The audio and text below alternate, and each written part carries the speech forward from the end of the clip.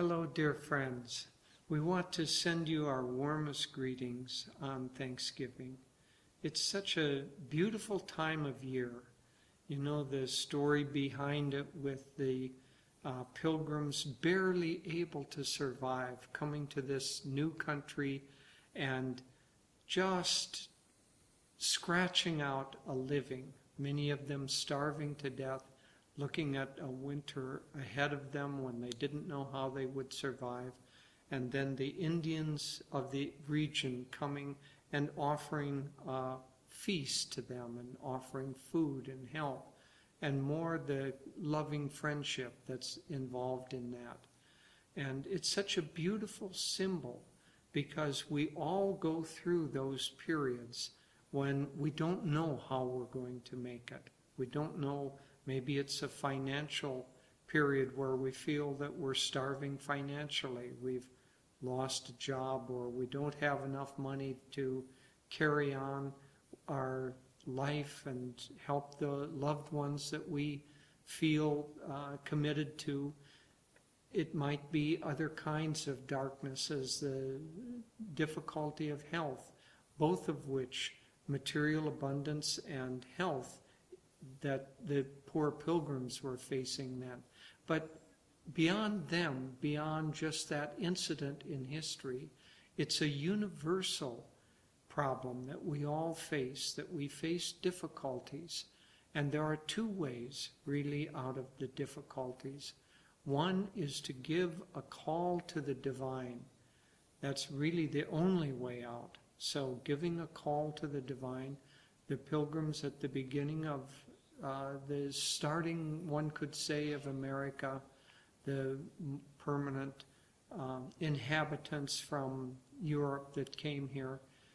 Certainly America had started long before that with the native population. But the European history, one could say, started at that time. And they were very, very devout.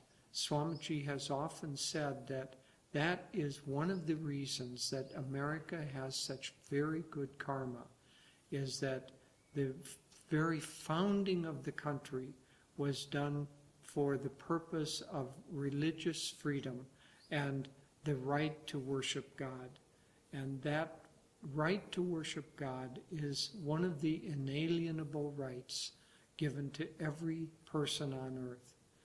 The methods may vary, the religion may vary, but that turning toward God in times of need, even in times of desperation, is a universal tendency. And so when we turn to God, God responds in two ways. One way is that outwardly He will send help.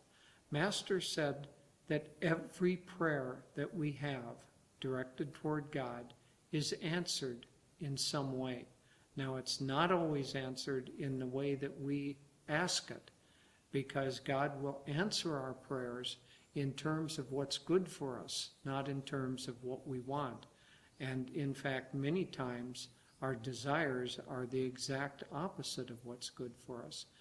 But nonetheless, God hears every prayer and responds to every prayer. And so when we turn our hearts, when we turn our minds to God, then He hears that offering. He hears the call of our hearts, of our souls, and He responds. And sometimes He responds with help from people around us, with help from friends, with help from, in our case, Guru Bhais. But it's an inalienable law of the universe that when we turn to God, He responds in some way. We have found so many, many times in the long history of Ananda that the one thing that is absolutely most important is to give everything to God. So that is, in a sense, an outward celebration. When that energy is given to us, we will shut off its flow unless we become grateful at that time. So the gratitude, the thanksgiving, the return of our love and energy to God is absolutely essential to complete this cycle. Gratitude is perhaps the most powerful of all the attitudes that a human can have, because it opens us up to the receipt of positive energy from the universe. And so on this holy day, which although it's not celebrated so much as a holy day, it's a very holy day, we should turn in our meditations our hearts with deep, deep gratitude to God for that which He has given us and that which we have become because of His gifts. Please turn to God and turn your light and your help and your energy to those who are needful around you. And in this, you will be celebrating your own true thanksgiving. God bless you. Hello, everyone. We're so happy to share a Thanksgiving message with you. We're recording this early. We are in India, and we're sitting in Swamiji's home in the Pune community. And so we like to think that we're also conveying to you Swami's blessings as well, which I know are there with you all. And as Jyotish was saying, gratitude is really the core of what this holiday is about, Thanksgiving. And even historically, the Indians came and they saw that the pilgrims were starving, and they brought food, and they showed them how to do agriculture and so forth. So my simple thought that I want to share with you as a Thanksgiving message, in this time in the world, we see so much negative energy, so much selfishness and hostility and self-interest. Please try this Thanksgiving to open your hearts in some very practical way to someone who is less fortunate than you. Include them in your celebrations. Share your abundance with them. The more we share, the more God gives to us. In my own life, I've realized whenever I see that materially things are a little bit tight, I always realize, oh, it's time to share.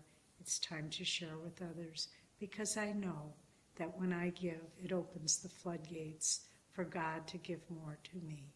So maybe that's selfish, but in any case, when we include others in our own happiness, in our own well-being, then we become channels for God in this world.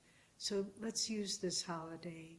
I deeply ask you and pray that you can, not just to think about how comfortable we are and sitting around and relaxing in ways that people do on Thanksgiving, but make an effort to look and see where the needs are in your own family, in your own community, and beyond, and make this a celebration where everyone that you can touch is grateful for the generosity of God in their lives. God bless you, and happy Thanksgiving.